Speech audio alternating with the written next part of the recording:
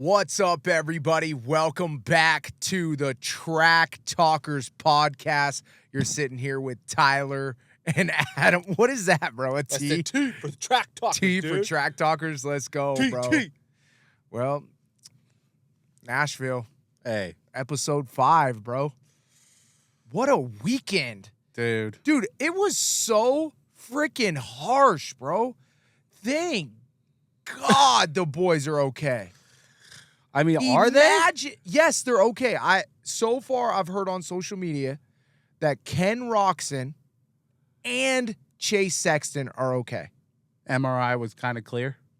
I looked on Courtney's Instagram, which is Uh-huh. Ken Roxon's wife, and it said in the MRI that It was negative. it was negative for like any kind of broken bone or torn ligament. All right.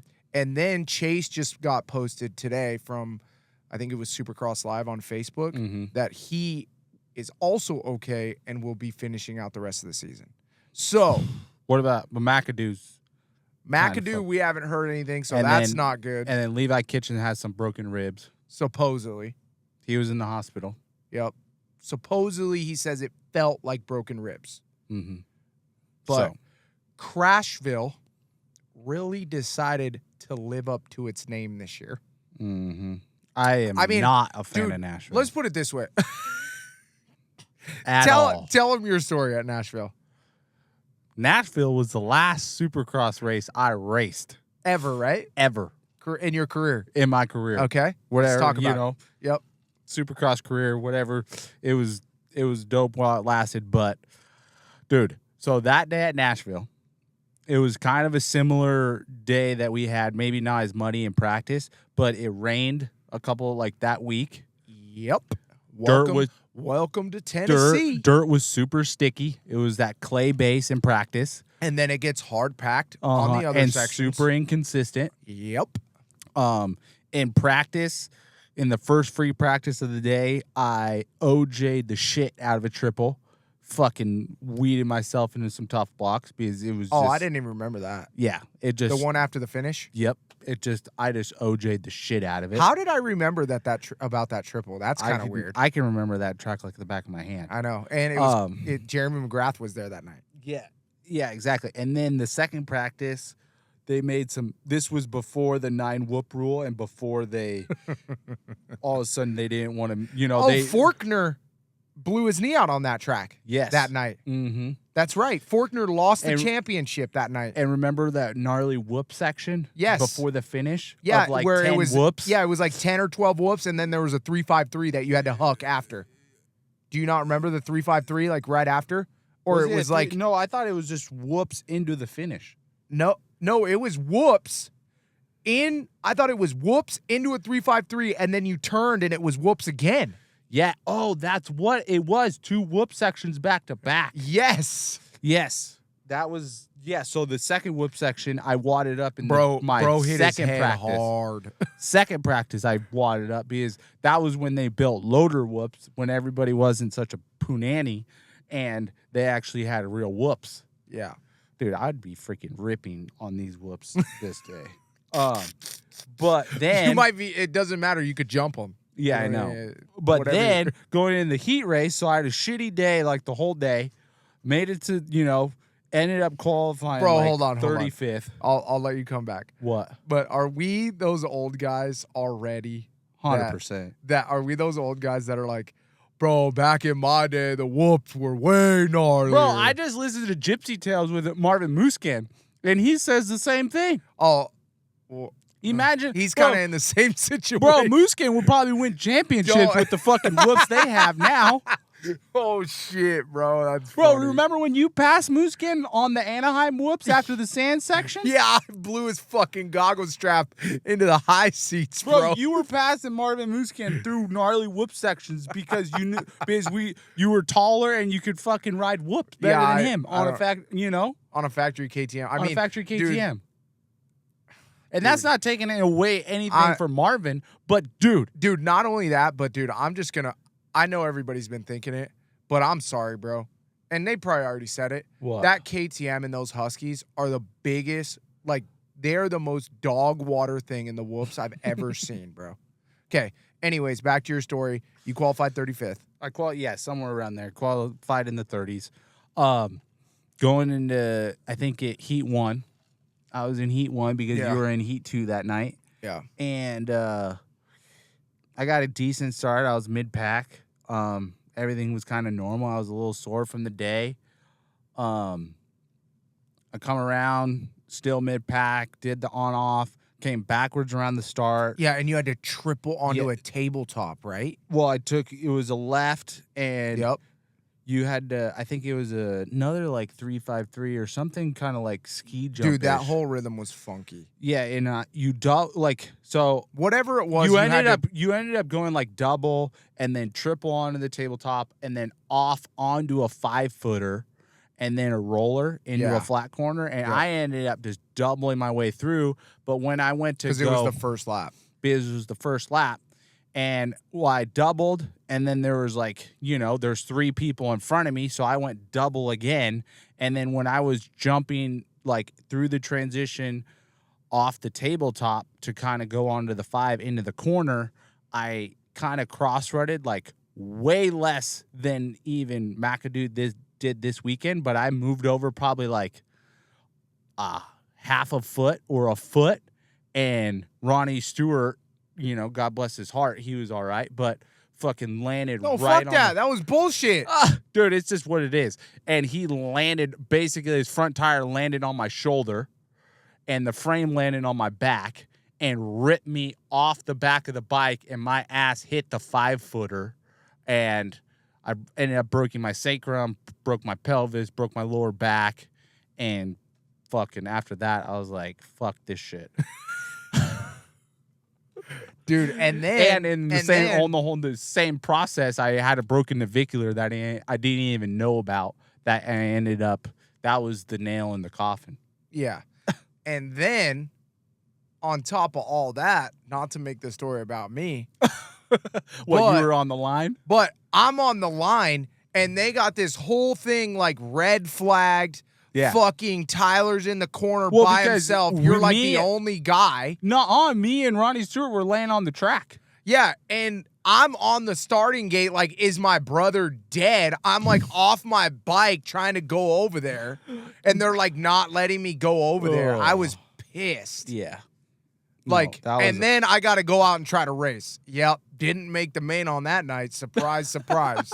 Hey, that track was fucked, dude. Dude. I hate Nashville. I like the city, but goddamn, that track sucks. Dude, I love the city, but fuck Nashville. Mm-hmm. Dude, AMA needs to fucking... Let's just start there. Are we going to start recording how many crashes and injuries we have on certain tracks and then start branding certain tracks after X amount of injuries? X amount of injuries? Like Detroit, we need to start recording them. Nashville, we need to start recording them. Like... It's a trend, bro. We need to get the fuck out of Nashville. The dirt sucks. Then they freaking build the track like shit. Like, bro, we know that the track and the dirt sucks, okay? You can't blame it on the builder, dude. Yeah, but, dude, I kind of take that personally. Okay, that's fine. But I do blame it on the builder. It's not 100% blame. Let me make that very fucking clear. Not 100% blame, because I know that they have a track layout. They have an agenda to make. They got to make the track slow enough to where the track's around that 1-minute lap time. They're trying to make it as long as they can, so they make it steep. They have a bunch of stuff from Feld that they have to compromise with, all that stuff. But at the same time, dude, like, if we know that it's the worst dirt pretty much of the year other than Seattle, right? And it's hard pack, and we have all these injuries, okay? Why can't we make the track a little bit more flowy and a little easier? Yeah, less stop and start. Dude, no berm after the whoops. Huge fucking wall jump that is like a triple in the middle of the sky, and you come down from planet Mars and just drop back onto the track. Then you have this massive dumbass double across the start that's like a single double. And guys, like what Addy is trying to explain here, and I'm going to cut you off a little bit because I think I need to fill everybody in. So these gnarly obstacles all add up on the intensity of the track, and that's why mistakes happen on the easy sections of the track, is because these guys are so hyper focused on the gnarly parts of the track, they almost relax too much on the easy parts. Well, not only then that's where the mistake fucking happens, and then that's, you know, you're trying to make it happen and just trying to make it around the track, and fucking these mistakes happen in these weird spots. And not only that, but like, I 100% agree with you, by the way. But to add on to that, when you have the track that the dirt's hard, the ruts are hard, then it's tacky. Then it's tacky, and then it's hard packed. Then the jumps are technical and hard. Mm-hmm. Your heart rate is so much more elevated, you know, and that makes, there's a reason why people make mistakes when they're tired, is because you can't think as clearly. That track is so hard that it is making these riders more tired, and it takes more effort to focus. It takes more energy. All that shit adds up. After a whole day, you see all these crashes happening and bikes exploding shocks. I mean, dude, it's too much. If we know that Crashville, dude, if we know we're going to have the Nashville nightmares, at least, like, tone the track down. Or make it, you know, make it flow. Yeah, make it flow. Dude, that was like the least flowy track I've seen this year. I know. And too, it seemed like when they did jump across the start and then they did the fucking gnarly triple into the whoops, like there was some type of flow to the track, but it was such at a high risk. Dude, yes. That double looked like the shittiest double to do in history. The fucking kink at the bottom of that thing, in like the middle where the water settled. And look at guys, so gnarly. Yeah, but the reason, look, you got to think as like a track builder standpoint, dude. The reason that you can't make that transition good is because you have people doing a start on either side of it, and you can't draw out the transition to make it smooth. And this is where we're talking about compromise between Feld and Dirtworks. And another thing that people don't know about is like Dirtworks also has to give AMA like a what do you want to call it? Blueprint? No, like almost like an estimate of like how long the track's going to be, and then they have to like try to make the track that long. So they're like, okay, we want the track, we need this track to be, we know the stadium's this big, we need the track to be between a 50 and like a 53. Mm-hmm. And so the track builders have to make those transitions messed up, one, because they don't have the amount of dirt to fill the transition, okay? And two, they have to try to slow the track down so guys aren't going fast. Mm-hmm. If you made these tracks like the practice tracks out at the house, bro, you or would see out these at the ranch, fucking guys do fives and quads. well, every not only, single yeah, freaking not only lap. that, but they'd be like zoom, zoom, zoom. Like a 333 would be like through the freaking, Yes. and it would be like, holy crap, and all of a sudden everything's a 45-second lap time. Yeah, and you're doing 30 laps for a main event. Yeah, which then The track more even laps gets- you get on the track, the more the Yes. track deteriorates, and then it gets gnarlier. And then Dirtworks only has a certain amount of time between commercial breaks to be able to prep the track, and then Dirtworks only can allow a certain amount of equipment inside the stadium, so then you can't get a skid steer or whatever per corner.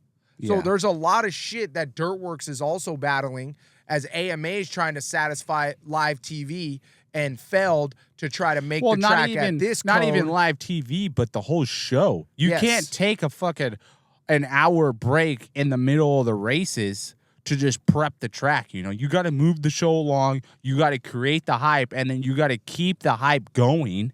That's why there's entertainment shows, so you can keep people engaged, keep the hype going, and build it to that main event. You can't take an hour break in the middle of freaking the show to prep the track, unfortunately. The bottom line to this whole conversation, one, fuck Nashville Dirt and the track. Okay? we're going to have to do a whole podcast segment just called Nashville Nightmares, and we'll go through the whole thing and just talk about all the championships and all the big crashes that have been there. Like, I agree with you 100% on the fact that, like, dude, somebody needs to start tallying up, like, dude, we have this many people in the hospital every year at Nashville. Let's not race here. And you know what's fucked up, guys? Is like a lot of people don't even know like how many privateers or how many people that didn't make the show got fucked up too. Like we're just talking about the main event guys. Yeah, we're talking about the big dogs. Yeah. Just what we know, like that the TV shows us. Like imagine all the guys in practice and the heat races and, you know, that got fucked up on that place. Because I can tell you that it wasn't zero. Yeah, no, it's I mean, the way that the track looked when they went out for first practice. Oh my God. Excuse me. When they went out for first practice was like, oh, here we go. This is going to be a nightmare. Yeah, I mean, Dirtworks did a phenomenal job on turning the track around and stuff. It's just so hard with that dirt and, you know, making it consistent. This is not the Dirtworks is very, very good, and I give them kudos at giving you the absolute best race surface to race on. They are going to do that every week, no matter what. The mixture of the water to dirt ratio, not water to dirt ratio, but the mixture between like how much water to put into the dirt and make it the tackiest surface from, you know, all the way around the track. Just how about fucking building it in 3 days and covering it? Yeah, building it in 3 days and covering it. Freaking destroyed. It is good, but there is somewhere where there's lost communication between whoever it might be that the track per dirt needs to be more thought out. Because if you put that track in St. Louis, I'm cool with it. Yeah, with the dirt. But if like the dirt's good, you can make a gnarly, super lippy, slow track. Yes, but this is where I think we just have to be better and kind of more thought out, like you're saying, is we're still trying to build a world championship. And a world championship is you got to be the best rider on multiple surfaces. Yes, like, where but do you dude, hold on? Where do you draw the line on like, hey, this is, you know, another track surface that we can just kind of cater to, man, there's a lot of people getting fucked up year after year. Like, what can we do to it? Yeah, but that's what I mean, bro. We already have the data to market. I mean, would you agree or disagree?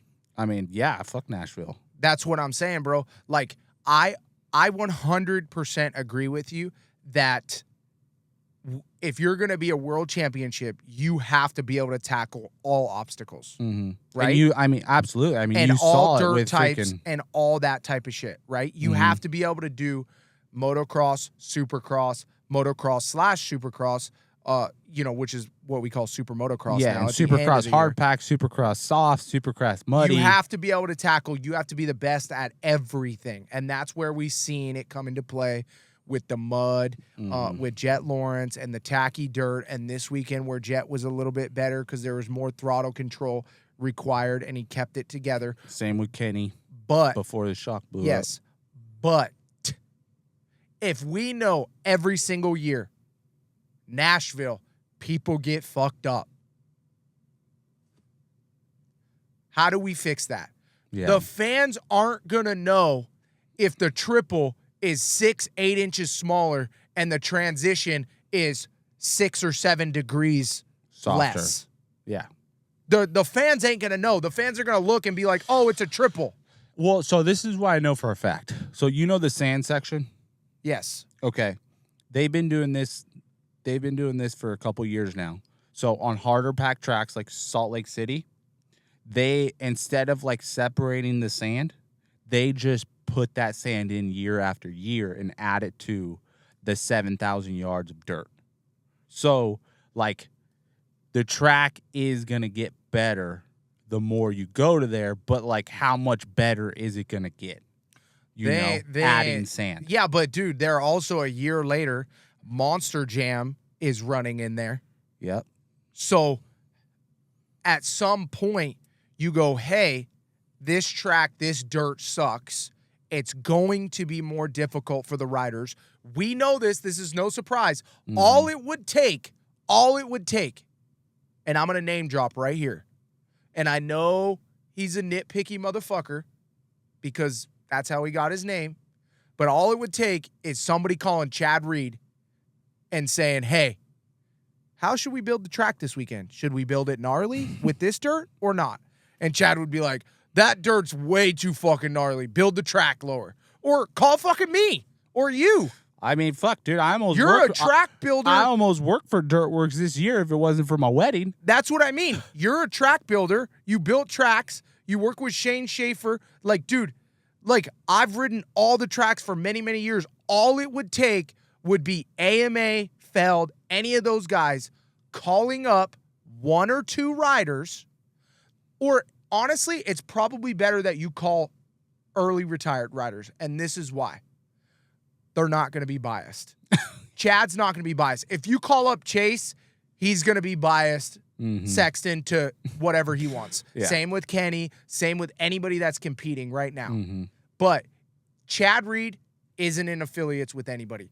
James Stewart, not in affiliates with anybody. Yeah. Ricky Carmichael, Triumph-ish, I don't know. But he still would probably have good advice. Yeah. 7 Deuce Deuce, I ain't affiliated. Hey, Tyler Inchicknap? There's plenty Put me in the of guys. dozer, bro. Yeah, there's plenty of guys that AMA could just be like, hey, you know, we got this weekend. What do you think? How should we build a track? Should we build it gnarly? Should we build it tame? And I think 1,000% that the track should be built really gnarly sometimes. It ain't called medium cross. No. It's called Supercross. With the best riders in the world. And injuries are going to happen. Yes. But when multiple injuries keep on happening year after year, then we have a consistent issue that we need to look at and tweak the track to. Bop, bop, bop. And we're not saying Dirtworks is not the issue here. We're not trying to call out Dirtworks or anything. I'm not. I'm just saying, Bro. Corey. Alex. Yeah, I'm just saying, you could be like, hey, we recommend that we build the track not so gnarly. Bro, dude, And hey, okay, hold on. I'm going to back Dirtworks one more time. This is my final say, and then you can say this. I will say this. The only thing I didn't think of, because I always try to put myself in other people's shoes. The only thing I didn't think of is it did rain. So they might not have had the option of being able to go in there after they built it to at least tone it down a little bit. But they could have built it lower in the beginning. So what were you going to say? I was going to say something along the lines of that is like, bro, put yourself in these guys' shoes, okay? They just got done taking the fucking mud and the dirt out of the round before. They had a 24-hour loadout. They start right after the main event's done, and they don't finish until the track and the dirt is completely gone, depending on if there's a Monster Jam round after. Sometimes they luck out and there's a Monster Jam round after, and they just have to flatten it and put it in a pile, which is super easy. But the last round, they had to load out every pound of dirt and pick up the plywood off the turf. No, wait a minute. It was Foxborough. Okay. Sorry, bro. Monster Jam was this weekend. Well, okay, so then they just had to flatten it and put it on. But, dude, these guys went straight from Foxborough. Dude, I know how much work these to Nashville. Yeah. And, you know, on hour 72, I know. These motherfuckers are building a rhythm section. Yeah, and then they're like, and no one else. Alex is like, hey, Dirtworks group. We're not rain's coming in, so we got to work for 48 hours straight and get the track totally done. Yeah, and then we got to cover it. And then we got to cover and practice, and then you get to sleep. Bro, I guarantee you, bro. I mean, I'm a track builder, but some shit's gonna fucking fly. Hour 48, and I'm trying to build a single, trying to trim it. Hey, not only that, but they're probably building that shit in the dark. What, dude? No. Oh, they have the lights. Yes, that's right. Come that's on, right. bro. Okay, This ain't thank fucking- God. I was gonna we're say not if trying these to build fools a were, fucking Supercross track in Texas or some they're shit. like, in the oh no, boondocks." bro, we can't pay the light bill. No, they usually turn the on Tennessee like half. Titans. Tennessee Titans, like, hey, bro, we can't turn the lights on past 10. No, they turn on like half the lights because you get disoriented if you fucking. I feel like when you run the dozer lights, just because you're like so tunnel vision and then Yeah. you're going up and down, like you get pretty disoriented pretty Yep. quick. Okay, well, final say, fuck Nashville. Fuck Nashville, bro. We need to do something. Somebody needs to do something. I know everybody likes that race because it's in Nashville and stuff, but we gotta Dude, buy some new dirt. That's the shitty part, is the Nashville Nashville's sick. city is epic. Yes, the location's epic. The stadium's pretty clean. Like the pits are pretty set up. It's just a fun place to be. Yes. But the dirt, it's just, quote me, bro, Nashville nightmares. Nashville nightmares, bro. Okay, moving on, 250 heat number 1. Levi Kitchen has the start, And just goes way too wide. goes way too wide, and blows his whole race pretty much. Yes, and almost like it's so crazy to me that he was coming in the corner first, and you could tell that he was like trying to feel his front end and not be aggressive, but be aggressive, and it just He had couldn't- it and got too excited. Yeah, he couldn't find any traction out there, and then he had to lock it up, and he literally went from first to like third to last. I know, it was pretty gnarly. Hey, what about Ryder though, dude? Ripping. Dude, turning over a new leaf. Bakersfield native, bro. Yeah. He's Like- going to be fucking he's going to be a competitor next year. Dude, if he doesn't get hurt, and this is what's so hard about Supercross and motocross, if he can have a clean year, And build off of his outdoor Yes. 12 rounds. Ryder D will be up there. Yes. Okay, Because he's a really good starter Yes. when he's comfortable. Jordan Smith cuts under, pushes Levi wide on purpose, which was a fantastic move by Jordan Smith. Mm-hmm. Ryder gets the whole shot, like you said, and then Marchbanks goes Mm-hmm. down, hitting Jordan Smith's Oh my rear God. tire or like backish Yeah. area. And then just, dude, pile drives into the face of that. Dude, that's such Oh. that's like the shitty part about Supercross. Like, literally, Jordan Smith doesn't know, and Garrett Marchbanks is just a passenger. Yep. Red flag. And right before the red flag, because they didn't red flag it for 3 laps, so then it's a staggered start. But before the red flag, Kitchen is in the back. Then Varese goes down at the end of the whoops. And Juju Beaumare goes down in the whoops right there. Yeah, and Levi Kitchen, what happened there? Like, dude, Levi Kitchen not riding like Levi Kitchen and Nashville at the showdown.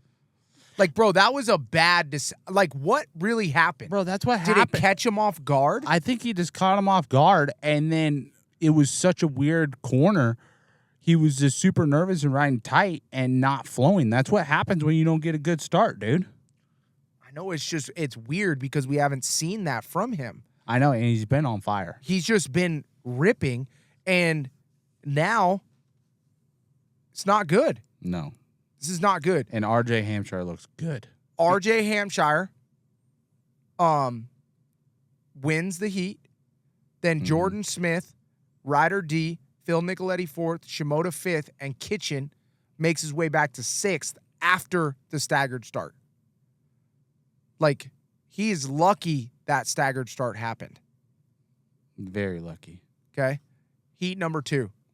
Vial jumps out of the gate like insane, right? Mm-hmm. Then does the same exact thing Levi Kitchen does. Blows the corner. Cody shot cuts underneath. Gets the whole shot. Mm-hmm. Then right after that, what is going on? Deegan tucks front. Like, it looks like he almost clicks neutral or does something weird and goes down. Dude, okay. You can tell. Like, one of the things that I could tell right after that happened Mm-hmm. was, like, you could tell these guys that were in the championship and how much more pressure was on them from With the the showdown. East-West showdown going down. Like, you could tell everybody was like, oh, fuck, I could lose a lot of points. I gotta. And, dude, Levi Kitchen and Deegan came unwound. And Vial, the only smart guy, or seemed like he acted like he was been there before, got it done.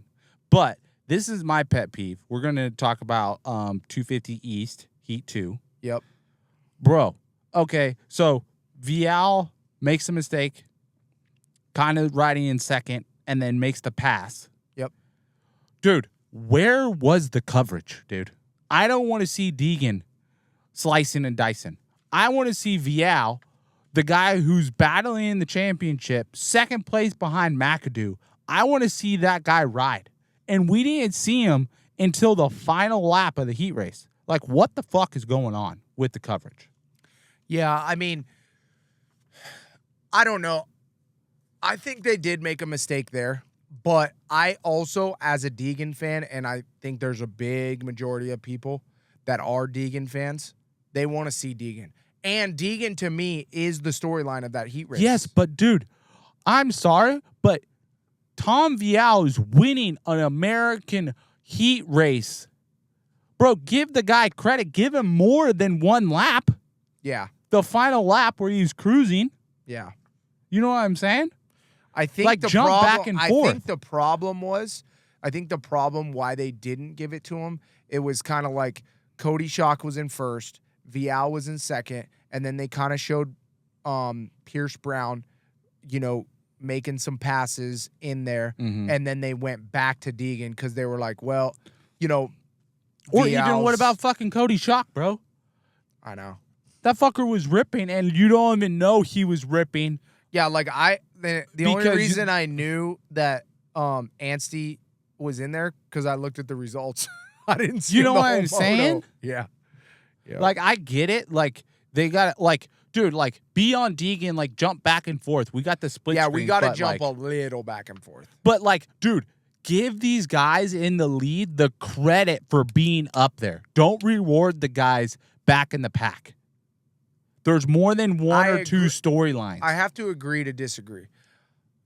I do 1,000% agree with you on the fact that them missing the first place pass is unacceptable. That's first place in the race. Like, did they actually miss it? I don't even remember, honestly. I just remember them being focused on Tom Vial on the last fucking lap, and I'm like, bro, this is the guy I want to see. Dude, they had to get the pass in there. I don't remember it, dude. I'll have to go back and watch it. But if they didn't, they need to get that pass in. And I do agree with you, the fact that they should have given Tom Vial a little bit more coverage. Like, I feel like even in the main event, not even a lot of coverage. He got a little section, but a little. Bro, this motherfucker is just taking over the championship, and he's the only rider other than RJ Hampshire that looks like he knows what the fuck he's doing out there. Bro, why I'm so passionate and pissed off about this is because, dude, you could tell Vial's technique made him ride that track really good. With him so soft on the brakes, with so much throttle control, and him so smooth, it paid off dividends riding that track because he made it look so easy. Yeah. If you want to see the wrong thing to do, look at Deegan. And he's still quick. Deegan's style did not. He needs to learn how to like hard pack tracks, and Deegan need to practice that. Yeah. We've been in Florida a lot. We've been riding the goat farm a lot where it's just been the throttle's been wicked. Yeah. Not letting off. Yeah, it's either off or on, no mid. No, there's no throttle control. And a lot of brake and skidding. Which is, I think, the American style of riding. 100%. You know what but I mean? We got to, and that's what we love as Americans, that aggressive dog. You know what I mean? Freaking whop out of the corner. That's not how you ride that track. Speaking of the throttle on, okay, I know it was a mistake, but That shit Tegan did after the finish. Oh, fucking God. sick. Dude. He spun out and just went, yeah, So, like- off the finish line, off I to the love left. I love Deacon's vision I- of just like I'm not going backwards. I'm gonna keep on moving forward, and I'm just gonna roll through it, and it's gonna work out. Yeah, it's gonna work out. Like what was he gonna do if he didn't do that? That was Like so go up and over the instinctual. finish line backwards, go off the side of the finish line lip to back on the rhythm section. Like, bro, he needs to be the guy who brings back the Wyndham transfers in the opening ceremonies. Deegan transfers, bro. Uh-huh. Oh man, that's so funny. Okay, Vial wins pretty easy, dude. Yeah. Like Mhm. walks away with it. The He's- starts. he looks championship focused. Yeah, he does. And not only does he look championship focused, but he also kind of looks not championship focused in a way. Like, been there, done that, know how to do this. I'm going to just get it done again. Yep. You know, he did not look like that was an East-West showdown. No. It looked like he was out at the KTM practice track. Okay, Vial wins, Pierce Brown second, Cody Schock third. Dude. Another surprise, Casey Cochran fourth. Hey. In the East-West showdown heat, which Yeah. is like a main event. Dude. Okay. He was like Casper, bro. He was just there. Anstie, Swole, Hymas, Deegan in eighth. And we didn't even talk about McAdoo. McAdoo barely pulled it off. Yeah. I mean, we'll get there. Okay. 250 LCQ. Oh, my God. My new favorite rider, bro. Mm. My new favorite rider in Supercross. No, that's not true. Marshall's my favorite rider. Second favorite rider. Marshall Welton, my favorite rider. What's up, my boy? Second favorite rider. Wow. Hit me. Gage Linville, bro. Oh, yeah? Dude, this kid's he has got that fight in him, Hey, bro. just full send? Just full send, bro. Like straight battling Bennick. Like Hey, star I love Yamaha. it. I love it. I love these guys. Like, who was it? Linfield was battling Deegan in the main event, like hardcore. Yes. Like he was feeling spicy at Nashville. Like Bro. he was trying to impress his girl or something. His girl was in the stands. Hey, Gage, was your girl in the stands, bro? Somebody comment and tell us if his girl was in the stands. Oh shit. Oh my God, was that one fool that ratted on Swaggy P on the Lakers? Was that one fool? God, what's his name? Oh, George Russell? No, it's Russell, right? It's, Yeah, what's his name? I know who you're talking about. Oh my gosh, somebody put it in the comments. But he's like that guy, that fool. God, what's his name? Oh, that's gonna piss me off. But anyways, he like plays. He's got like a thing where when there's a hot chick in the crowd, he like plays lights out. Oh, really? Yes, that's Gage Linville, bro. Get your girl, get Linville's girl at every race, because that's what had to happen, bro. Oh my God. Oh, those That is- Nashville cowgirls were doing it for Linville. Bro, he's got that dog in him. Okay, Bo Mare, Linville, Bennick, and Miller make the main event. Oh, Pretty uneventful. Yeah. We did see Romano didn't make the main. mm-hmm. Dude, he was riding so good in the heat race and then just biffed it. Yep. And, Happens. hey, rookie. Rookie. It's gonna happen. I just hope he Dude, that's I mean, another guy. That's don't- another guy who's just, if he can stay healthy and get through this rest of the Supercross season and get through this No, outdoor I think season. Bennick is the guy. No, Romano's the guy. No. Bro, Romano's been not on the couch, but hasn't been racing for a whole year and a half. Is that what it is? Yeah. Bro, he went amateur pro, then went pro, then got fucked up, and then he's kind of been not on the couch, but healing up for the last year, and now he's just making his way back. If Romano can get some weeks underneath him and build that fitness and build his riding endurance back up, dude, he's going to be ripping. Bro, he needs something. Because he has Bro, not this has been his rookie producing. year. Is it his rookie year? Yeah. Okay. He's number 5'11". I know what number Romano is. Well, just making sure. Come on, bro.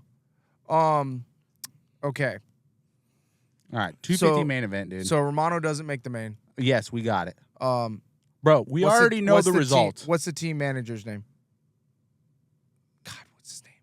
Oh, God. How come I can't remember anything right now? What is my deal, bro? Dude, you know what's fucked up is I know exactly what he looks like. He's bald. He's always up in Washougal. He used to yeah, and he's got the big square glasses. Yeah, and he used to manage JMC. Did he? No. No, that's a 250 team. The owner of Star Racing Yamaha. Oh. Well, why'd you say manager? I don't know. The owner of Star Racing Yamaha. Yeah, dude, I'm dead right It's now. not Bobby Hewitt. No. No, that's, yeah. Anyways, he's pissed. Oh, he's hella fucking pissed. He's pissed. Okay, 250 main event. Dude, what is up with us not being able to remember anybody's name right now? That's why we call everybody bro. I've met too many people. That's messed up, dude. It's the truth and it's messed up. I be out here be like, yo, what up, bro? What up, bro? Bro, good to see you, bro. And I've known these people forever. You know what I mean? And you can't not say their name. If you don't say their name, it's like a personal Yeah, insult. if you ask to say what their name is, oh my God, dude. And I've done it before. Yeah, and they it's just, the like, worst. The life gets sucked out of them. I know. You're like, like, bro, I just straight resort to either Instagram or Facebook. Like, if you don't see me for 5 minutes and I've been calling you bro for half an hour and then I come back and I know your name, it's because I looked you up on Facebook or Instagram. Hey. I text somebody. I've done it. Or I'll be right at, if they're homies right now. Be like, hey, yo, what's his name? Yeah, 100%. But you know the homie, hey, be like, hey, bro, hey, like an hour ago, Ty asked me what your name was. You know they be doing that. Hey, whatever. If I don't know your name, I still love you with all my heart. I've just met a bajillion people. Yes, and we're very forgetful. Yes. Okay, 250 main event. Jordan Smith, RJ Hampshire, the vets. The vets. The Crash-O-Matic vets. Yeah, but the veterans of all the people in the 250 showdown, it's funny that those two are the ones that come around the corner first. Is it? Yes and no. They Dude, know when it needs to happen. Showdowns are weird rounds. You know that. Yeah. I mean, they are, but at the same time... just look at what fucking happened in the second corner, dude. Let's talk about it. Do you think... So this is what my analysis was. I slowed it down. I rewound it. I slowed it down, rewound it. Okay. I have my take on this. What is yours? Okay. Go. So if you watch the video, this is not a take. This is exactly what happens. Get there, Adam. That's what she said. Okay. So it comes into the corner. McAdoo and Kitchen are right next to each other. We've all watched the race. Yeah, but you didn't watch it that close. Yes, I did. No, you didn't. I rewound it like super close. Okay. Kitchen over jumps into the last double, turns his front wheel because he's off balance from the double before, lands into the face, and goes into McAdoo. And McAdoo actually has to lean a little bit left because Phil Nicoletti or Cody Schock, one or the other, and I'm pretty sure it's Phil because I thought I saw a 36. Phil Nicoletti leans into him just a little, so Cameron McAdoo just leans a little bit to the left, and I'm talking not much, not enough to cross-rut Kitchen, and Kitchen overjumps the second to last double, has his front wheel turned just a little bit, hits the face, and it pushes him towards McAdoo, and that's why he got cross-rutted. Then Phil pushes McAdoo high, and then McAdoo crashes on his own at the top of the berm. Rides onto the hay bale and just crashes on his own. What's your take, Mr. I Know It All? I never said I knew it all. You said you watched it a million times. I never said I watched it a million times. I said I watched it a few times. What?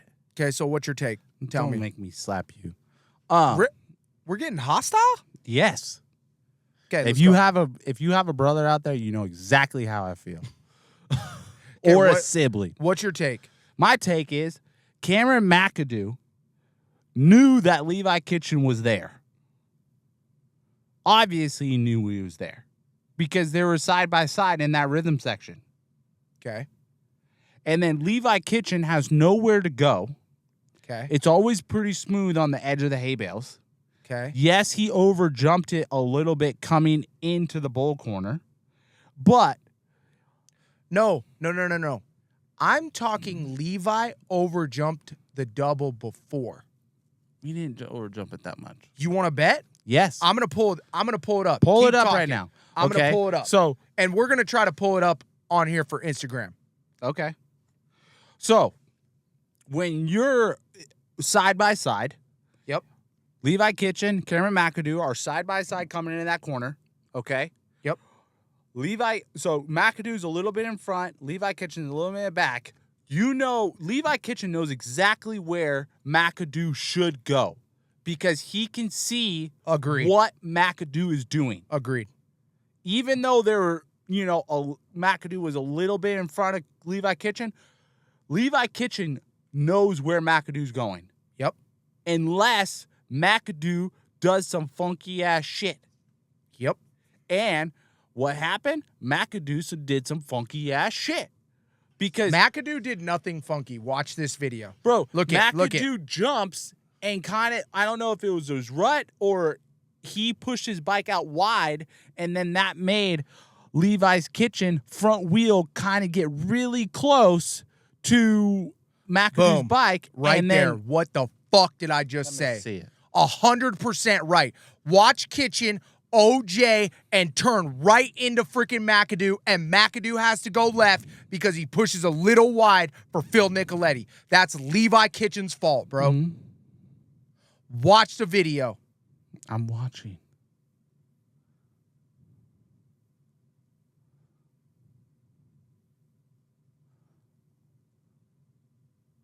This is Levi Kitchen's fault. I'm sorry. Yeah, it's more Levi Kitchen's fault from the air view, for sure. Bro, and then look at the replay. It's Levi Kitchen. Well, from the side profile, No, from watch the side it from profile the side. looks different. That's what I'm saying, bro. Dude, I'm a PI. I'm a freaking personal investigator, God. bro. I Get look this outta stuff up. here. If I'm going to talk about it, I better know about it. That's Levi's fault. And I know everybody's going to blame McAdoo, but when you look at that, and I like Levi, bro. I'm pulling for Levi. I'm pulling for the chef. Like Levi. But everybody wants to point the finger at McAdoo because McAdoo is Crashadoo, and this actually wasn't, I don't think this was his fault. No, that was more Kitchen's fault. It was, bro. Kitchen OJ'd that double and went straight into McAdoo. Yeah, Kitchen was a little too aggressive when he overshot it, and he should have kind of backed it off a little bit. Yep. He should have been more patient, but he got antsy, and he OJ'd that last double into the corner. And then McAdoo. That's easy for us to say, though, right now, but that's what he... 100. It is. Because I've been in these situations, and it all happens so fast. You've and been leading a championship No, going no, into a showdown? Whoa, no. No. I've just been on a start where there's a bunch of guys at a Supercross. Hey, and Okay? I've fucking been landing on it. It's a lot fucking easier than you think. And I was in the race at the last race for the championship where people had red plates and shit. So, come on.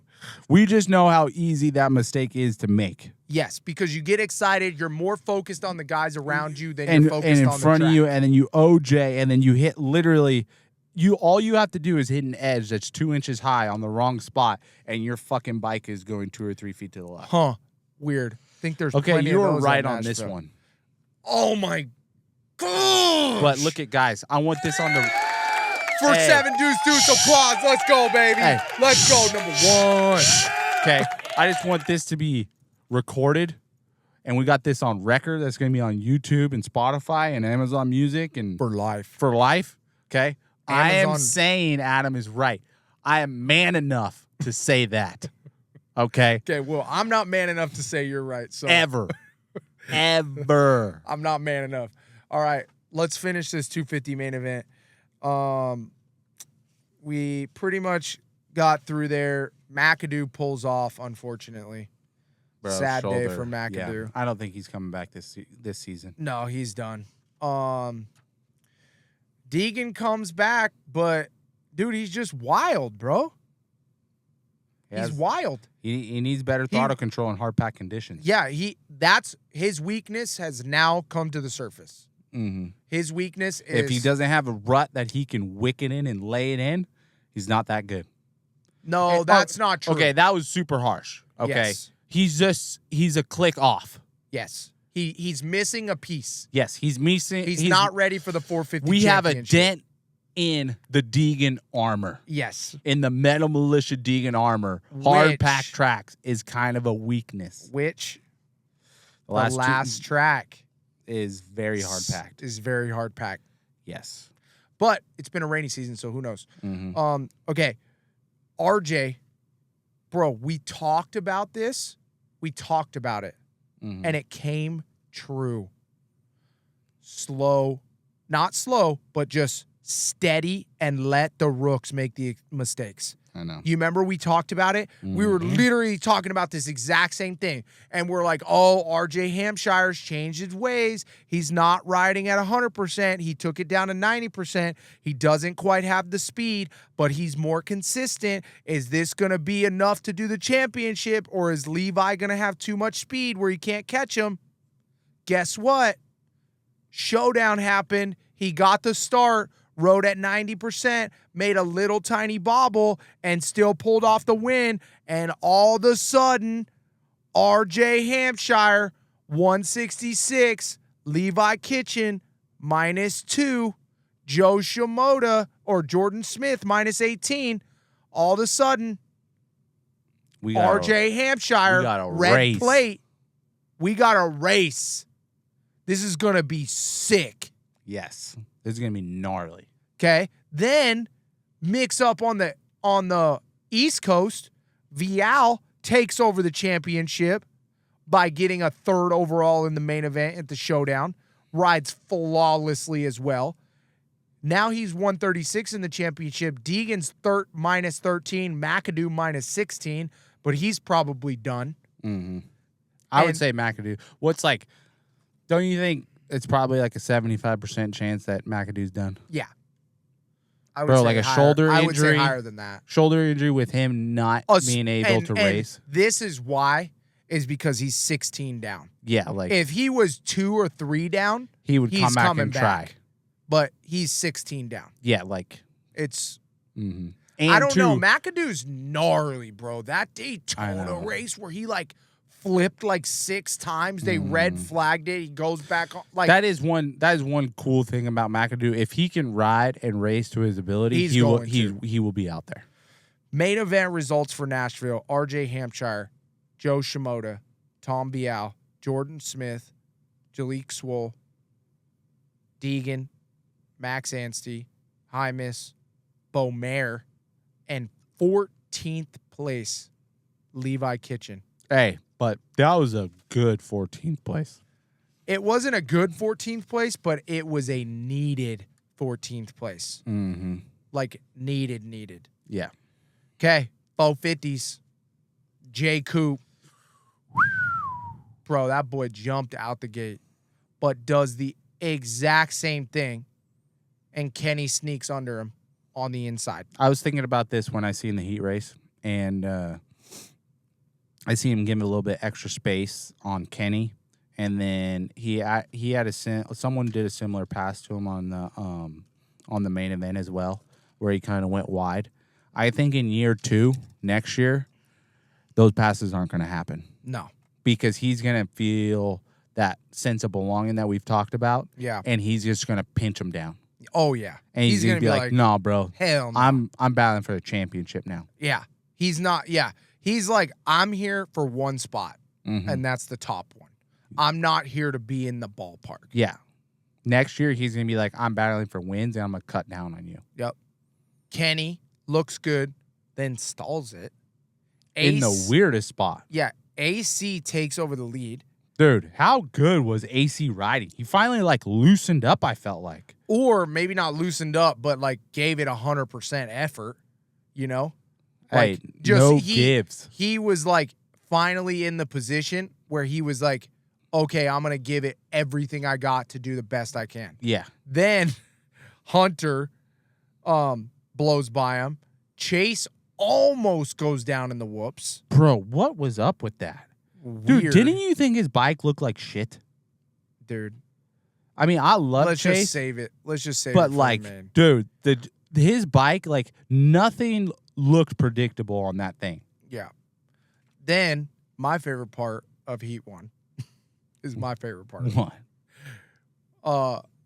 How do I not remember her name now? What's the freaking co-host name that asked the people on the podium? The Australian chick? Yeah. How do I not know this, bro? How am I blanking? Your forgetfulness is rubbing on me. Dude, that's what I mean. Will Christian. Okay, Will asked Hunter, "Oh, congratulations, mate, on winning a did you feel bad that it was AC?" And he goes like this. He goes, yeah, I feel so bad, mate, passing AC, mate. This is a bad Hunter Lawrence accent. Feel so bad passing AC, mate. I wish it was anybody else, but it was nice winning the race. Like he was like, she like implied like, oh, This is his second Heat 450 win ever. Like, he does not feel bad whatsoever. He's like, hell yeah, I only got to pass AC for this bitch? Give it to me, dog. That's exactly what I was thinking. You know, she was like trying to imply, oh, did you want to like give it to him? And he's like, oh, yeah, I wanted to give AC the win. Like, I know he's retiring. Hey. And then he just stopped and he's like, but I'm happy I got the win. Like, I didn't feel that fucking bad, bruh. Oh, dude. Hey, what about, let's just back up for a second. What about AC's fist pump for second place on the Heat race? It made me have the biggest grin ever. Dude, I was like, hell yeah. He is having fun on his freaking dirt bike. Hey, finally. Okay, 450 Heat 1, Hunter Lawrence, AC, Sexton, Cooper, Justin Cooper. Then Ken Roxon comes back to 5th. 450 Heat 2, stacked. Jet, Lawrence, Cooper Webb, and Eli. Jet cuts under the inside and hole shots. Eli had it and goes wide. Weird trend happening. Yes. Okay. That corner's fucked. Jet just runs away with it. And then Cooper Webb kind of rides his little race, stays within ground. Didn't really look good, but didn't look bad. You know what I mean? Everybody kind of plays it out. Yeah. Nothing really crazy happened in that heat. But I did think something was interesting. Lay it on me. Okay. We're talking about Heat Race 2 podium speech. Okay. It was funny how we mentioned last week how, Cooper Webb's in his head. All he talked about on that Heat Race win was Cooper did this and Cooper did that and da-da-da-da-da. And he's just got it in his head. And all of a sudden, Will Christian goes, so how much does that win mean since you got it over Webb? And he goes like, he literally says something like, oh yeah, my brother was up there and he got a win, so it's a family ordeal. I'm just glad to have better starts, and completely ignores Webb. Doesn't say a thing about fucking Webb. No, nothing, bro. And he goes out and handles it in the main.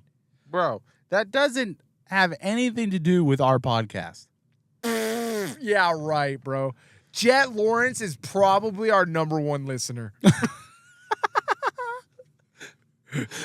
For sure. Hey, he is, bro. Shout out Jet, bro. Thanks for listening, dog. I appreciate you. Or at least his dad. Shout out Pops. You know what I'm saying? What's up? Getting advice. Okay.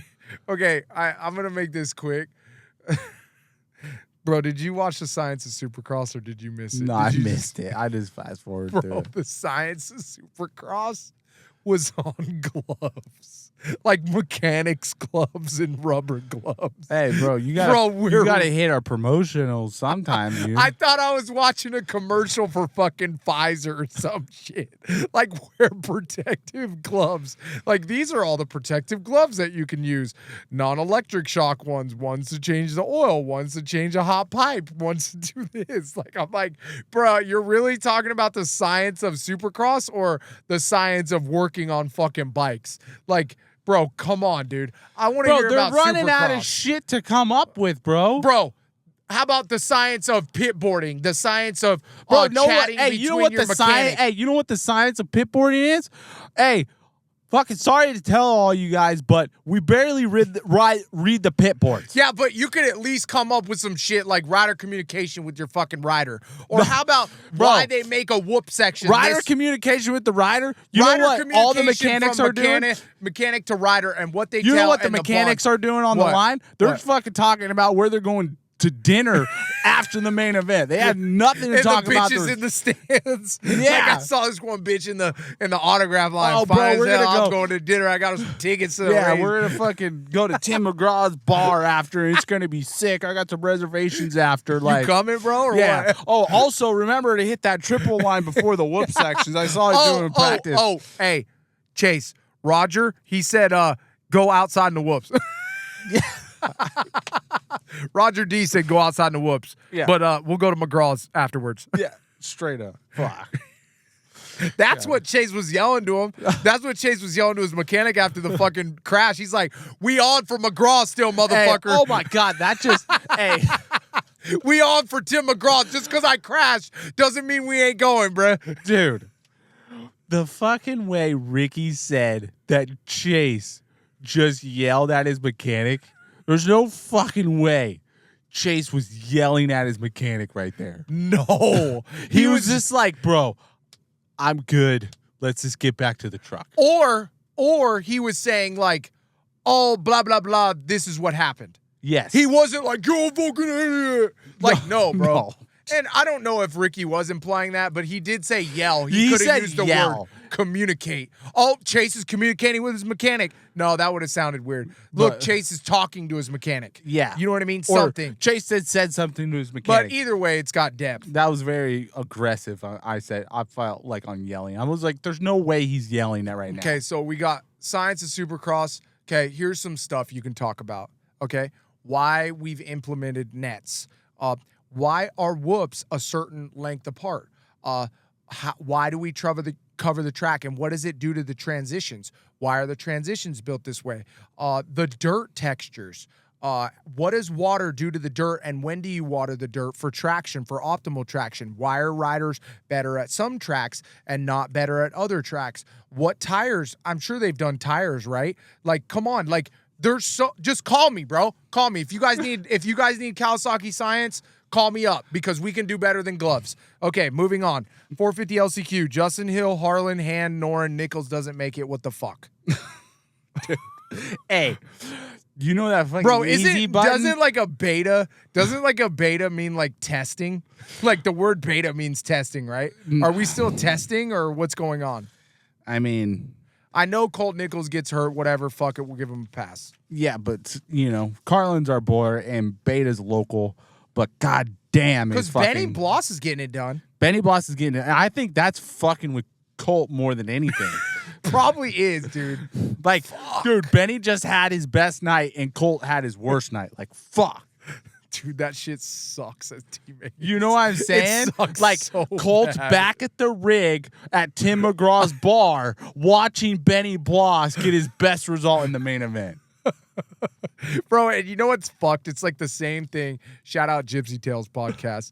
But it's like the same thing Davey Millsap says, in that interview where he had with Gypsy Tales, where he's talking about how, like, when he was on Honda, that the bike was, like, not good. Mm-hmm. And then Andrew Short kept telling him it was good, it was good, it was good. And Davey's like, dude, if you just tell them it's bad and we gain together, they'll make a change.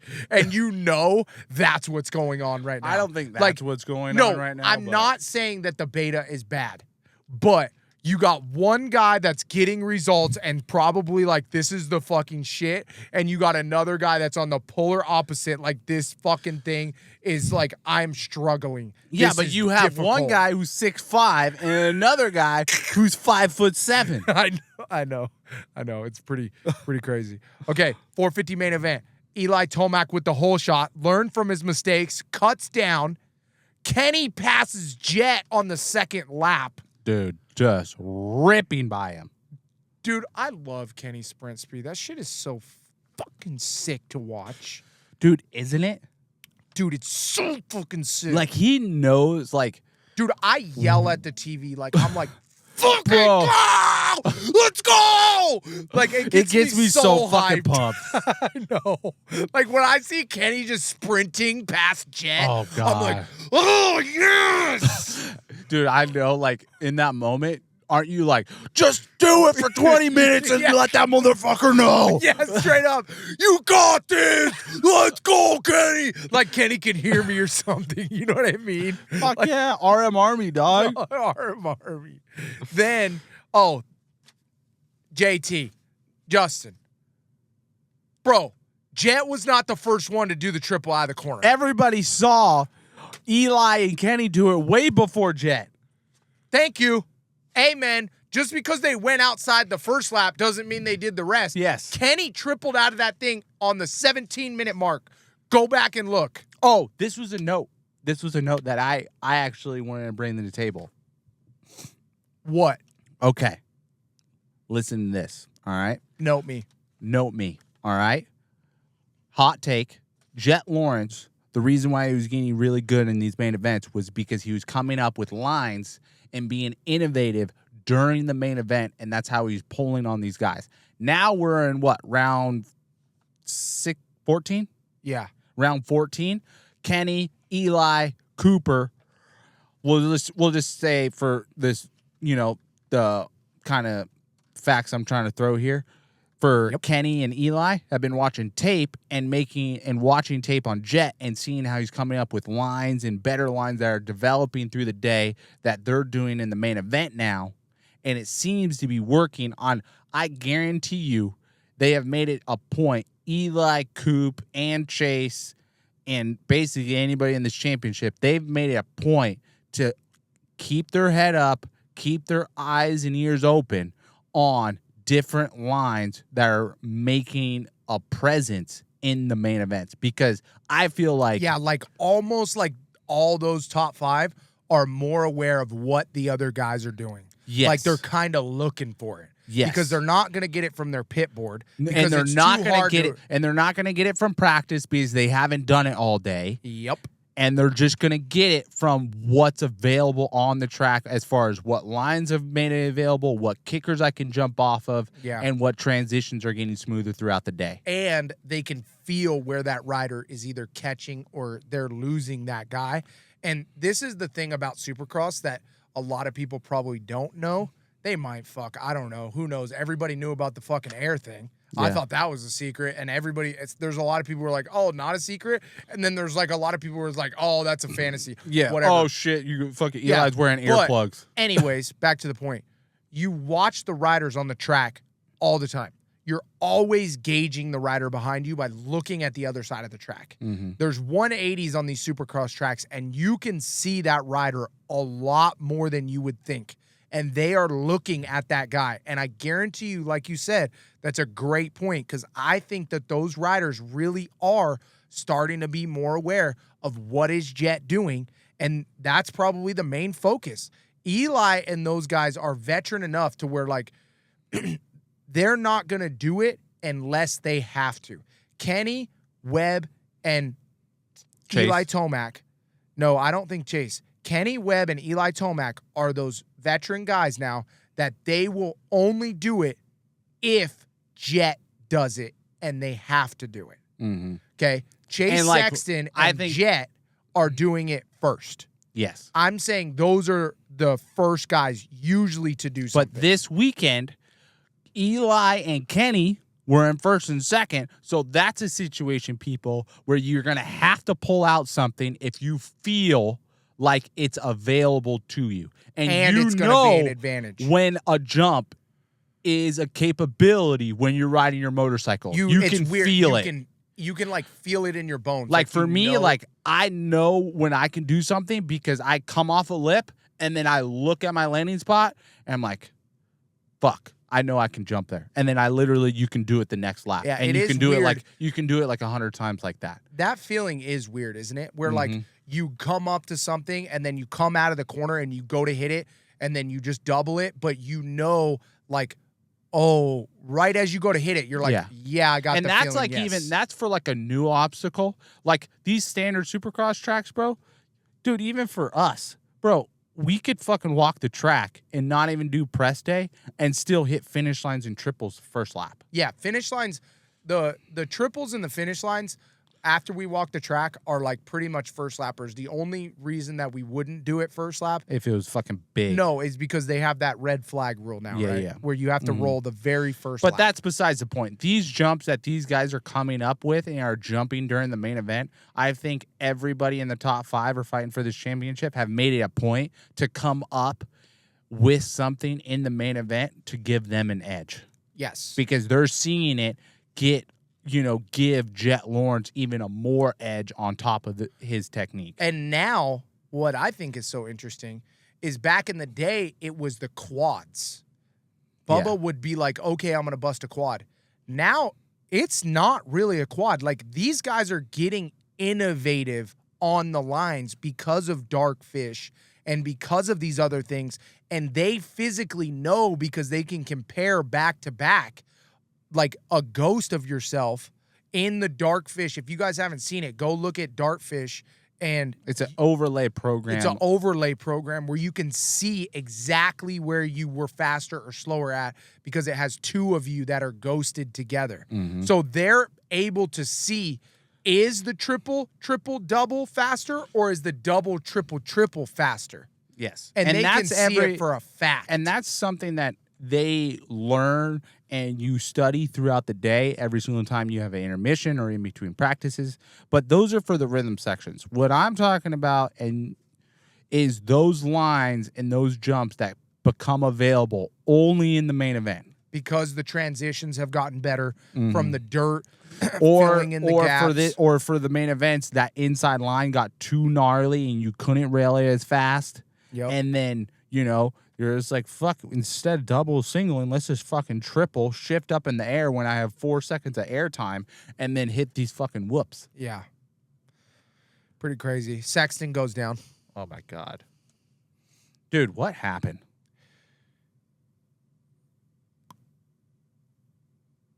You know what happened? I do know what happened. Dude, it was such a weird crash. Let's put it this way. In my head, it didn't look like it was Sexton's mistake. That didn't look like it was Chase Sexton's mistake. First that was impression, way too weird. I thought it was transition. I will tell you my first impression. My first impression was he thought he was going to double, and then, like, something happened at the last second, and then he pulled the clutch in, and he thought he was going to endo, so he just went total back, and luckily he went nose high and then crashed. That's what it looked like. To me, when I first saw it, I thought the transition where he hit the rut was like really kinked out, and it went. Yeah, but like he didn't hit it like he was going to hit it. That's what I mean. Backed out of it before his front wheel hit the transition. This is why after I watched it, I was like, oh, it was maybe the transition. And he got cross-redded at the face, and then he hit the transition funky. When I when I suspected it wasn't rider fault, it wasn't the rider's fault, it wasn't Chase's fault, when he walked and he made it a point to say something to his mechanic. Yeah. And he didn't get back on the bike. Yes. He didn't get back on the bike. He left the bike on the ground, and he went to his mechanic, and he looked him, and he said something straight to his face, and then walked away. Yeah. Pissed. When he says something to his mechanic. Well, let's just analyze that there. When a rider can walk away and he's not trying to get back on his bike, and he just leaves it there when he's in a championship state and just says something to his mechanic. I mean, you guys need to read between the lines, people. We're going to leave it there. Okay. Kenny's crash. Oh, Holy my shit. God. What happened? Twisted T Progressive X-Star Suzuki guy? Okay, let's put it this way. They already announced what happened. Yeah, insider information. No, they announced what happened. I know what happened. What happened? The shock blew apart. Yeah, out of the bottom. Uh-huh. That's what they said. And what was your analyst? My what do you want to call it? Get out of the political answer, dude. No. What I'm trying to work. No. My initial analysis. Get there, please. When we were on HEP and we were working with Olins, it never happened to me because Clark was on top of his shit. Mm-hmm. Clark was on top of his shit. Yeah, but Olins is a completely different shock. It is. And that's why I don't think this is affiliated, but it could be.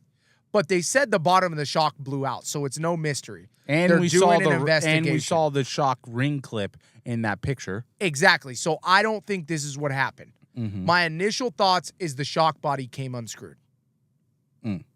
See, because when we were riding Supercross was so gnarly that on the Olin shock, the shock bodies would come undone, but we never had it come out. Yes. We never had it come undone. So knowing that information, do you think we're not saying this is it because we really don't know. All we know is everybody knows it's a shock issue. We just have a little bit more information than everybody else. But do you think it could have got that shock body could have got loosened by like a thread and then he fucking hit the 4-story triple? And no, and this is why I don't think so. Because this is why I don't think so. Because with our shock body, it was the top of the shock body. I think what happened by the ring, coming he has out, a show a shock, right? Yeah, he has a totally different shock. So that whole shock is like all cast and there's nothing. Yeah, there's no even unscrew on it. Yes. So it's completely different. The only thing that can unscrew is the bottom of the shaft off of the fork, the shock fork. Yep. But I don't know if I couldn't see that spilling out oil is my problem. And the other thing, though, what's weird, what I just thought of is I've bent a shock shaft. Yep, done that. On a 250F. Yep. And I've bent it. And it just lowers your bike and makes it super dead. And it's not like anything was bent before that landing. Yep. So like something must have blew out with oil. And the only oil that could even come out is where the shaft goes in or the bladder. And that's it. Those are the only two spots. And I could be wrong on this. He doesn't run an extra reservoir, and that's only nitrogen. That's not even oil in there. Yeah, but we're a circlip. Okay, so we saw a photo of a circlip flying. At the end of the whip section. Yes. So that's just it coming apart. So Yes. it wouldn't be that because I'm pretty sure that there's a circlip under the bladder that screws in. But then it wouldn't be that because it instantly blew out. So that's telling me the only thing that could have gone wrong that spits out oil like that is the shock shaft snapped somehow. Yeah, but still maintain travel? Yes, and listen why. So your shock shaft bent. So it got lodged and then kept the spring down. No, the shaft bent on the top of the fork, and then the shaft was like, so the shaft's here, and then it goes into the shaft. The shaft fork goes into your linkage. It bent at that meeting point of the but that's fork what I'm and saying. the bottom So of the shaft. if you look at the meeting So point, it just literally shortened the whole shock because it got bent. Yes, It didn't get stuck. Exactly. So, but it wouldn't go up and down anymore. I'm saying Kenny's bike still had spring. And it still had travel. Because the shock shaft physically broke, like inside or something, then it's spitting out oil and the spring is holding it up. You see what I'm saying? Yes. Like, that's the only thing I could think of, because where's the oil coming out of then? Yeah. And he said the bottom of the shock blew out. So the only thing I could think of is either that rebound screw at the bottom somehow broke and the oil came out of the bottom. Bro, but this is what's so fucked up about this situation, Dude, bro. that could be it too. The What? freaking, it could have done something on the bottom of the fork and broke it to where that rebound screw broke and popped out. But we're talking about a shock from going to working to going to completely shit in literally 1.5 to 2 all seconds. The oil and nitrogen came out somehow. Because he landed, shock still working. Getting in the whoops. First couple still worked. Still whoop 1, 2, still working. Then 3, 4 starts going bad. 5, 6 really bad, starts wadding up. Well, let's put it this way. Kenny said the shit's under investigation because the shock only had 3 hours on it, not under investigation. They're investigating the issue because the shock only had 3 hours on it. Okay. So it could have been a failure in manufacture? And that's not Suzuki, people. Yeah, but this... Or anything. So this is a whole nother fucking issue. What? Imagine if that was my big ass. Bro, imagine fucking all 200 pounds coming off that fucking triple. Dude, like, why do we need to make that hard of a fucking hit? Bro, dude, did you see the landing? This is the problem, though. These motherfuckers are looking for speed so hard. I guarantee you, Dirtworks is not thinking these motherfuckers are going to hit this wall. No, they did. And triple. They did, because the outside line was to do that. They didn't think they were going to do it from the inside, but they were knowing that they were going to do it from the outside because that was the outside line. I don't know. That was a pretty big, stupid jump to make in a Supercross to make that actually physically done. Dude, but that's what I'm saying. That's how gnarly Supercross is that these fucking bikes can't even fucking handle it. And Kenny's light. Kenny's not as big as Tomac. Kenny's still like 175 pounds. So he's not fucking... No, I know. He's not He ain't not my big. ass. He's not big. He's not fucking Bloss or us. Dude, Bloss does that, the beta's breaking in half, bro. Like fuck, dude. Like, do we need a fucking jump like that? Like... No. But, Dude, the crowd doesn't give a fuck. Yes, they do. The crowd cares. I know, if but that jump was missing, would you and I miss it? Would the crowd miss it? Kenny would not miss that jump. Dude, okay, let's or talk. Or Eli wouldn't miss Let's it. talk about this. If the jump was laid down 10 degrees, do you think the crowd would know the difference? No, but it would be such an outside line, just like... Would it? Yes. I don't think it would. Oh yeah, if you laid it, if you laid it down like 10 degrees, bro, you could fucking scrub the shit out of that thing, and you'd be coming in the whoop section with fucking Mach 10 speed. I don't know. That's the problem with laying shit down, bro. Then it's really hard to even pass because of how much give me speed. a bigger fucking landing then. Exactly. Yeah, give me a bigger fucking landing, or make the wall steeper where you have to go and roll on top of it. No, don't make the wall steeper. Because then you'll just have to jump it higher.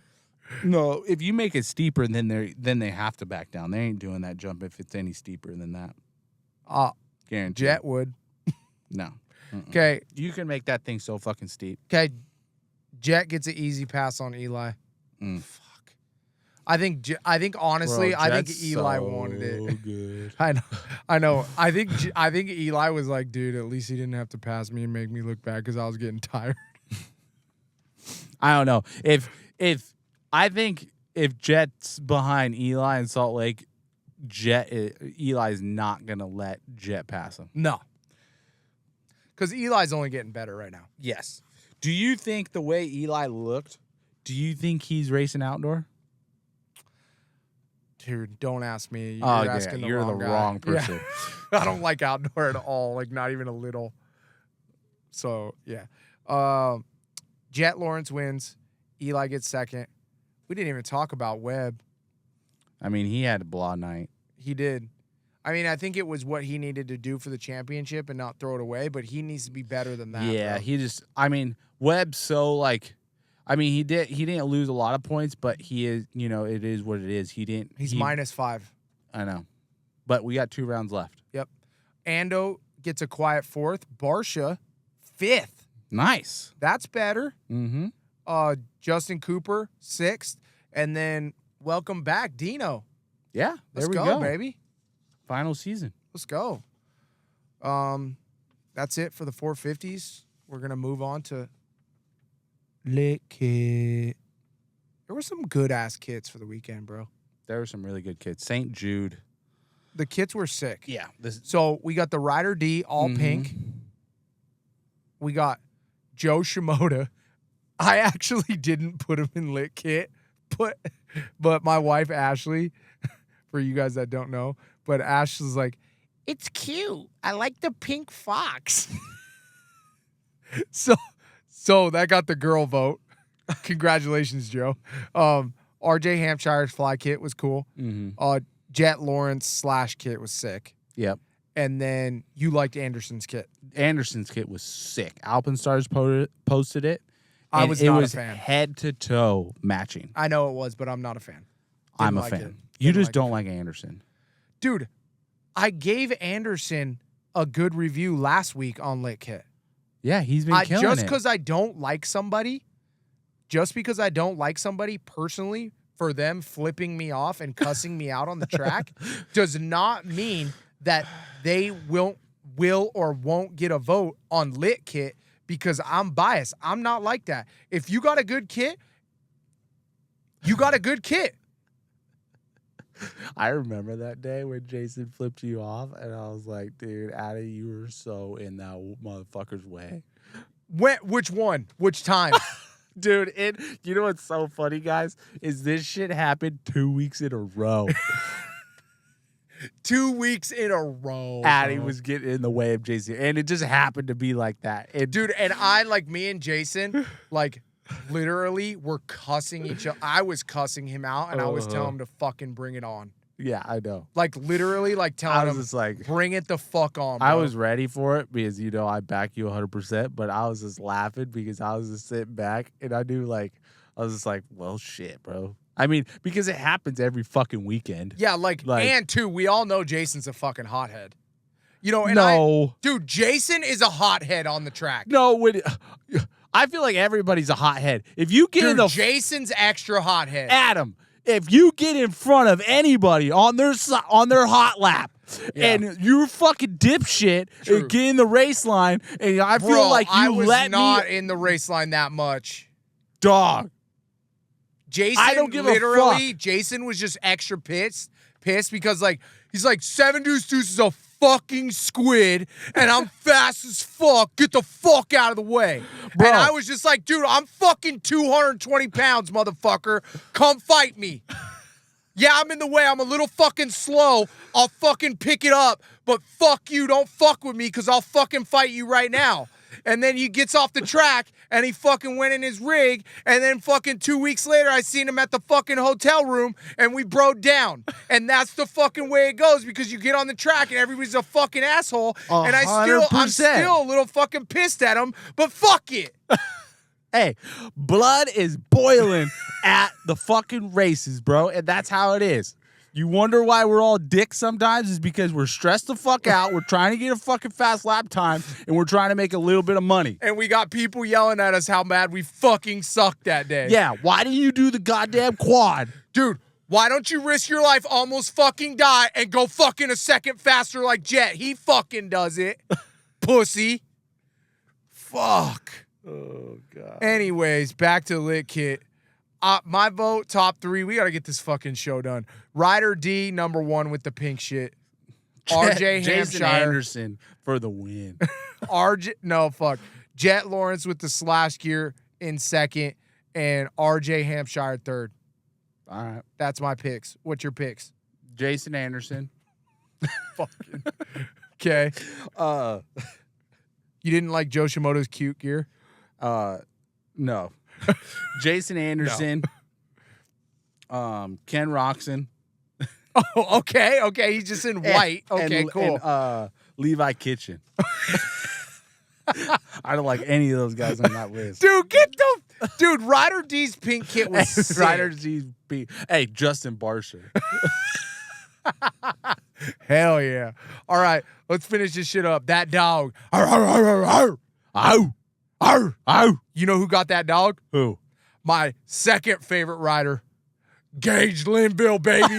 He got that dog. My boy was putting it down. He had his girl in the stadium, and he was showing out. He's like, babe, look at me now. I'm battling with Deegan. Babe, look at me now. I'm battling with Bennick.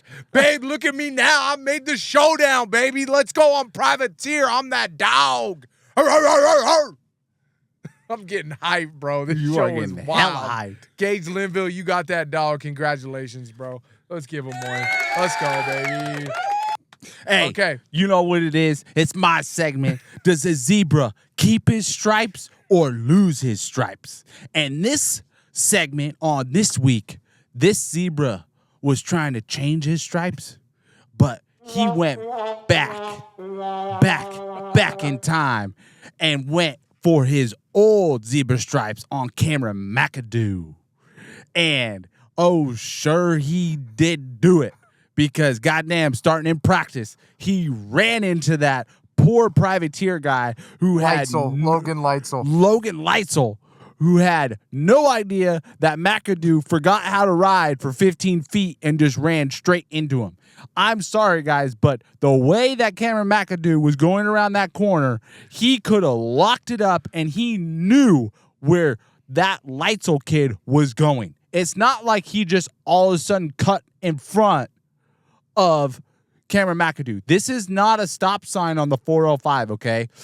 Technically, Leitzel was on the 405 highway, and then McAdoo going on the outside of the track coming in, he was the guy who's on the on-ramp coming into the main line.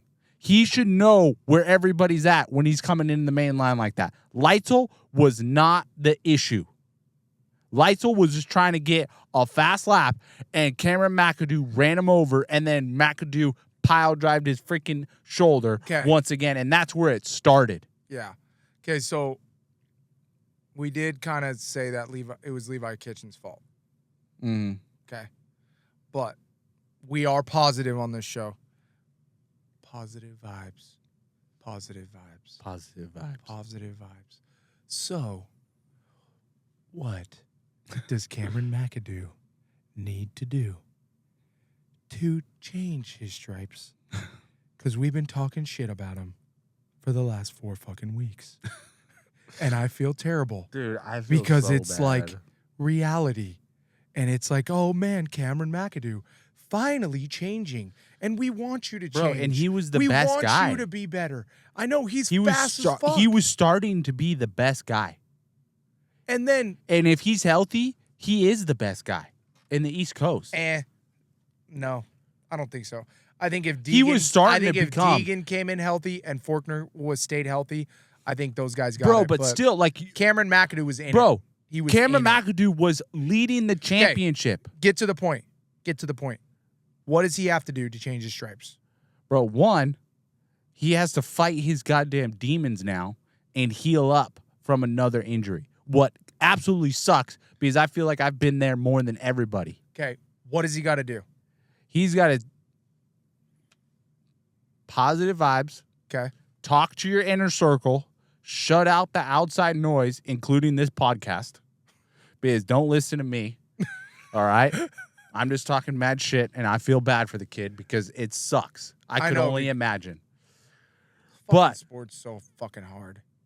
I know. It's ridiculously hard, and it's freaking tears your heart out sometimes, especially for Cameron McAdoo. But he's just, he's got to look back at this weekend. Hopefully he already did that. Break it down, and then forget about it, that it ever happened, and rolling into the next season, say to himself that he was 3 races before winning the 250 East Coast Championship and bring that confidence back in and none of this bad shit. And just say, this doesn't mean shit, and write your own story and be your own person and keep on moving forward. Dude, If you bring this negativity and all these mistakes and try to carry this on your back, it's going to freaking crumble you and it's going to tear you down. You got to brush it off, learn from it, note the mistakes you made, what you could have done better, and then keep on moving forward and act like it never happened. Okay. And this is what I'm going to say to finish the podcast. I agree with you 100%. But to add to that just a little, okay, I think he's already doing it, but he has to own the fact that this is his fault.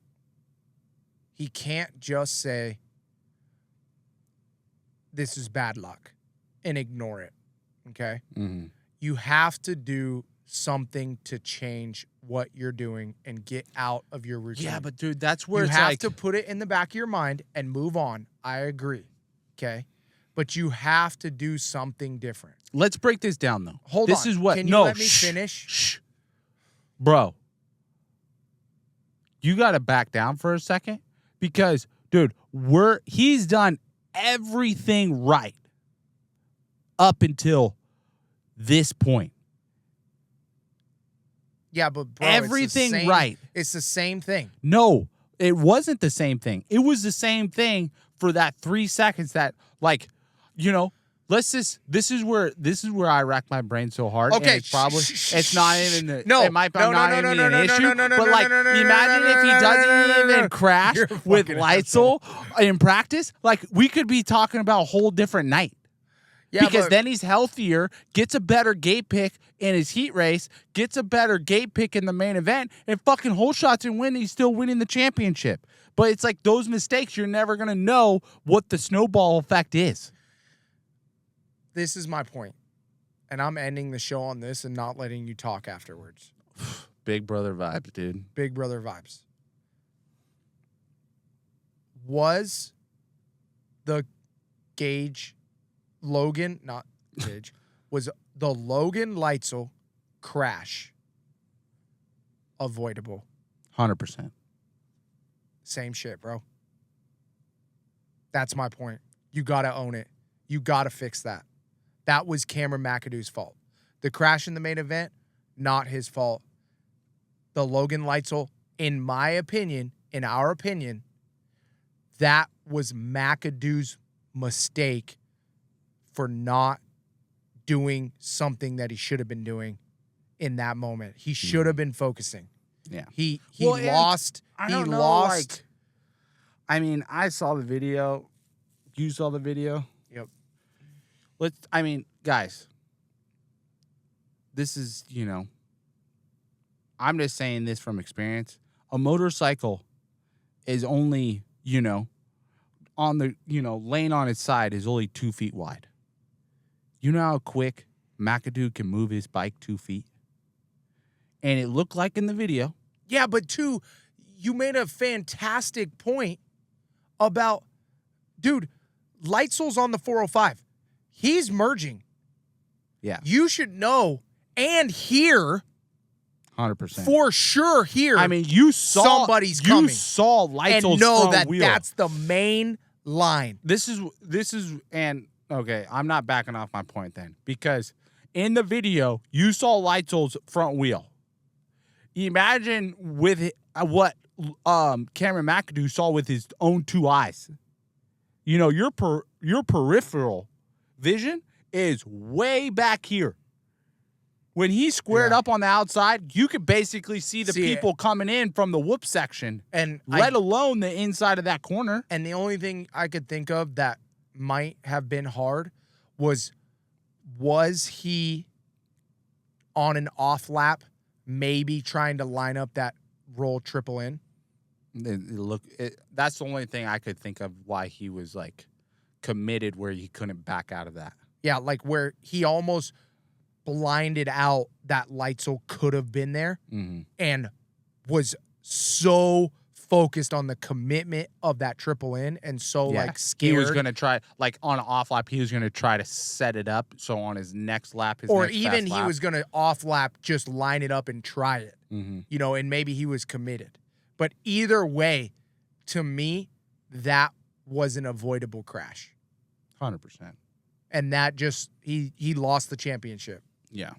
The main event crash was not a championship loss, and that wasn't his fault. Now, him riding up on the hay bales, that's a different story, and crashing afterwards, after Levi Kitchen hit him. Yeah. But either way, I think it would have been a completely different night if he wouldn't have had that mistake with Leitzel. Yeah, I think so too. Track talkers, this is over. This podcast is going so long. Nashville, Nashville episode number 5.